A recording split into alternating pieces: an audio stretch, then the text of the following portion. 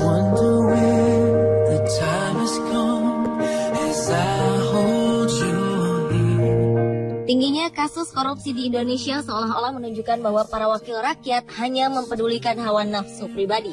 Sementara itu kehidupan masyarakat Indonesia masih sangat banyak yang memprihatinkan. Melihat kondisi ini ternyata ada beberapa orang asing yang dengan tulus peduli terhadap Indonesia. Mereka tidak dibayar, hanya bermodalkan hati bagi bangsa ini. Pemirsa, inilah 7 orang yang patut kita teladani dalam 7 pengabdian orang asing pada Indonesia versi On The Spot. Baby, don't have to cry. Now it's time to close your eyes. Let's say goodnight with my father's lullaby. Lay with your... Why didn't I say the things I needed to say?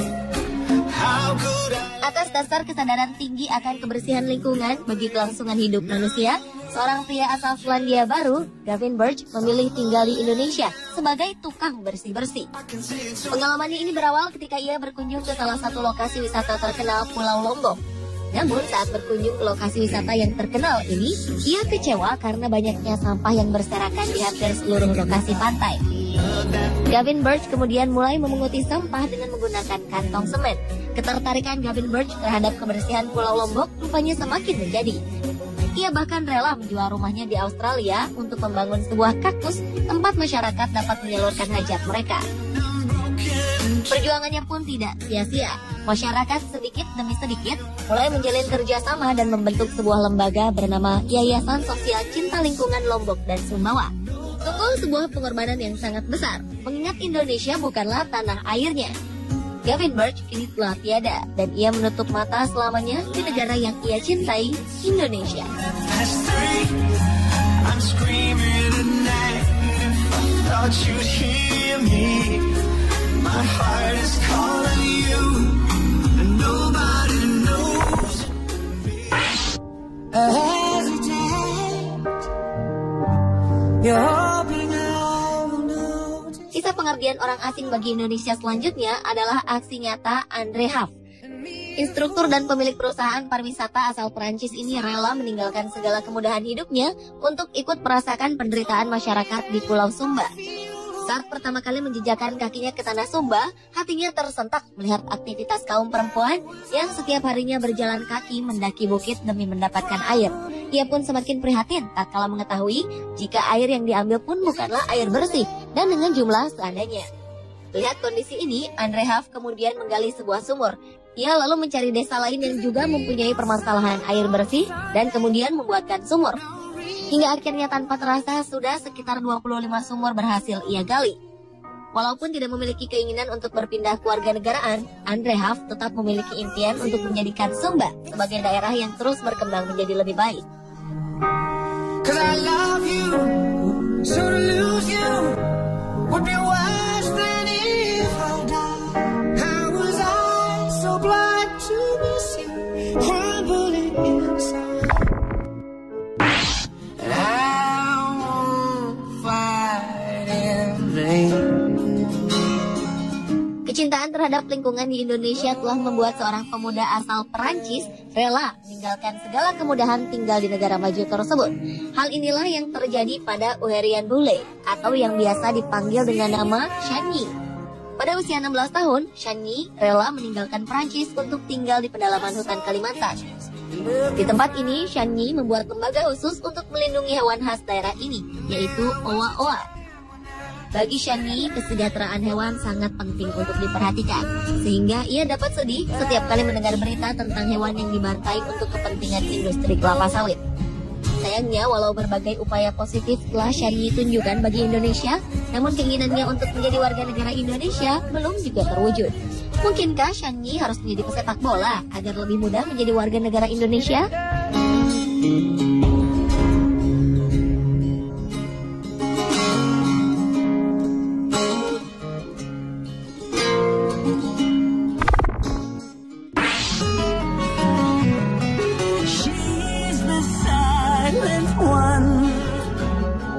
Kecintaan terhadap terhadap lingkungan di Indonesia, khususnya di Pulau Samosir, Sumatera Utara, membuat Annette Hosman rela bersusah payah memunguti sampah di Danau Toba yang terkenal. Awalnya, Annette Hosman hanya tertarik untuk melihat-lihat pemandangan di sekitar Danau Toba.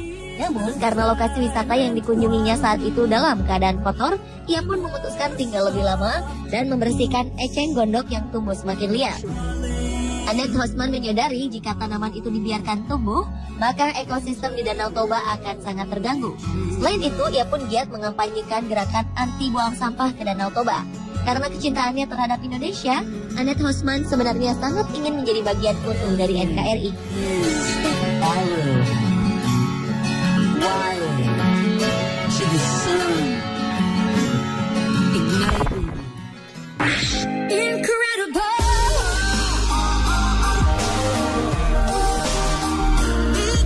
Robin Lim adalah seorang wanita kelahiran Arizona, Amerika Serikat yang memutuskan untuk tinggal di kehidupan masyarakat Bali. Bagi Indonesia, kehadiran wanita yang pernah mendapat penghargaan Hero of the Year 2011 dari sebuah stasiun televisi internasional ini dinilai sangat berjasa bagi banyak perempuan miskin dalam menjalani masa kehamilan hingga proses melahirkan. Tahun 2003, Robin Lim mendirikan Yayasan Bumi Sehat yang bertujuan untuk memberikan pelayanan perawatan pada masa kehamilan serta bantuan melahirkan secara gratis dan sehat. Sang bidan ingin mengurangi angka kematian anak dan ibu pada proses kelahiran yang menurutnya masih tinggi di kawasan Asia. Motivasi ini rupanya didapat dari pengalaman pribadi, di mana ia ditinggalkan oleh beberapa kerabatnya setelah menjalani proses persalinan.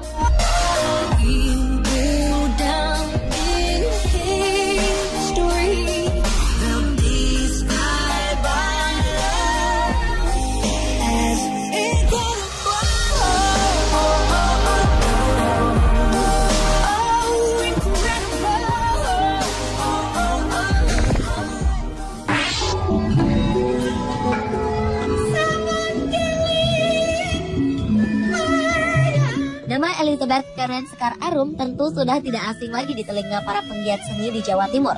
Pendiri Padepokan Seni Mangun Dharma Malang ini bertekad untuk menghidupkan kembali seni tradisional yang mulai terpinggirkan. Elizabeth Karen kini menjelma menjadi salah satu sinden dengan kemampuannya yang luar biasa. Wanita kelahiran Chicago, Amerika Serikat ini pertama kali berkunjung ke Indonesia saat ayahnya mengemban tugas sebagai salah satu dosen pengajar di Universitas Gadjah Mada, Yogyakarta pada akhir 1960-an. Walau hanya sebentar tinggal di Indonesia, pengalaman masa kecilnya tentang kebudayaan Jawa akhirnya membuat Elizabeth Karen memutuskan untuk kembali ke tanah Jawa pada 1990. Dan sejak itulah ia benar-benar mendalami kebudayaan Jawa sebagai sesuatu yang amat dicintainya.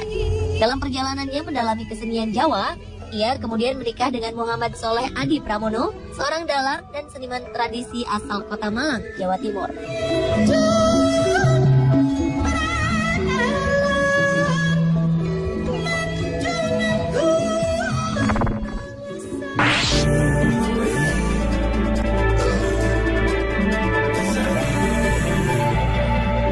Bagi sebagian masyarakat Sumbawa, nama Carlos Ferrandis rupanya cukup dikenal.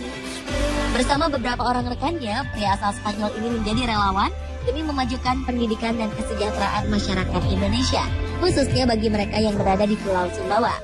Ia pun kemudian mendirikan sebuah yayasan bernama Harapan Sumbawa Proyek. Dengan yayasan ini, ia memberikan banyak pelajaran bagi murid-murid sekolah tanpa dipungut bayaran sepeser pun. Selain itu, yayasan ini pun menyediakan bantuan gratis bagi mereka yang sakit untuk mendapatkan perawatan hingga sembuh. Demi melancarkan seluruh kegiatannya ini, tak jarang Carlos dan kawan-kawan harus rela mengeluarkan sendiri biaya dari kantong pribadinya.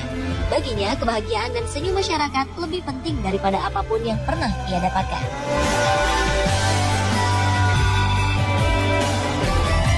Pemirsa, itulah 7 pengabdian orang asing pada Indonesia versi On The Spot.